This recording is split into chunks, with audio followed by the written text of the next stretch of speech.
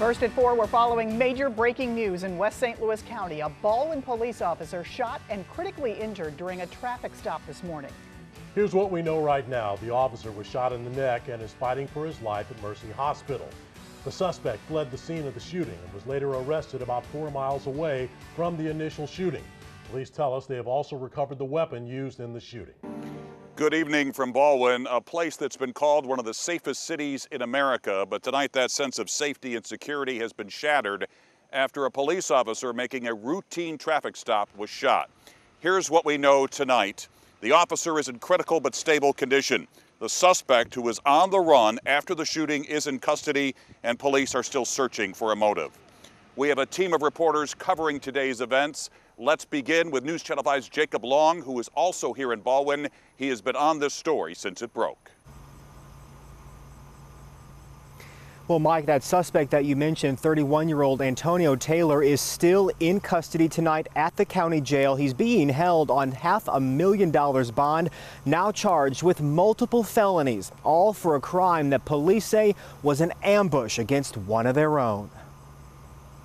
Today, my heart aches for the men and women of the Ballwin Police Department. Ballwin police say the shooting happened around 11 Friday morning in the 300 block of New Ballwin Road. An officer who's been on the force for 2 years pulled Taylor over in a Ford Taurus for speeding.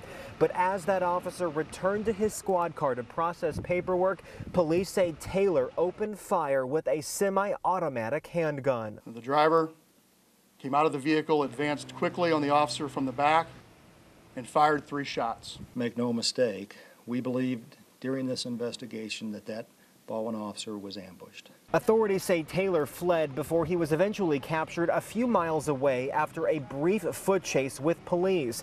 Back at the scene, 911 calls poured in from neighbors and witnesses as the injured officer lie helpless from taking a bullet to the neck. You think to yourself, how does this stuff happen in our country? And then it happens in your own neighborhood. Now Taylor faces 3 felony charges in a case that prosecutors say reflects the danger that comes with enforcing the law. It just sort of illustrates that the potential is there anytime, and the officers are well aware of that, and I think even more so considering what's gone on in the last couple days. Taylor was on parole at the time of the shooting this morning and was not supposed to be in possession of a firearm. He does have a pretty lengthy criminal history, including other weapons offenses that span several states. Still no word tonight from investigators about his possible motive. Live in Ballwin, Jacob Long, News Channel 5, on your side. Now, this day began in a residential area of Ballwin. Here's a map that shows where the officer was shot. It happened in the 300 block of New Ballwin Road near Twigwood Drive. The suspect was caught a short time later off 141 on Burgundy Lane, north of Manchester. A handful of witnesses were on scene even before first responders. With that part of the story, let's bring in News Channel 5's Marianne Martinez. Mike, we spoke to a woman who was just driving on New Ballwin Road with her young son in the back seat. She saw an officer down and pulled over to help. This is going to haunt me. I mean, this is going to haunt me for the rest of my life. It was a scene Nicole Regan will never forget.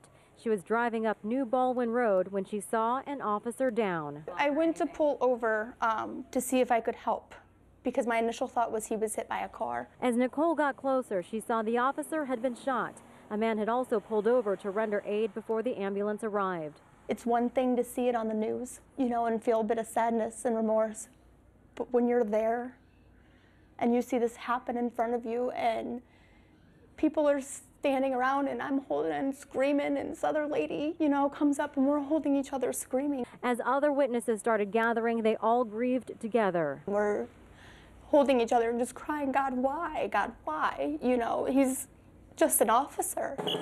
Nicole said she tried to shield her son from the scene, and now she is struggling with the fact she can't protect him from everything. I didn't want to let him know that this is the world that he is living in. Nicole said she credits the first passerbys who stopped to help the officer. They gave him aid and also called 911. Live in the newsroom, Marianne Martinez, News Channel 5, on your side.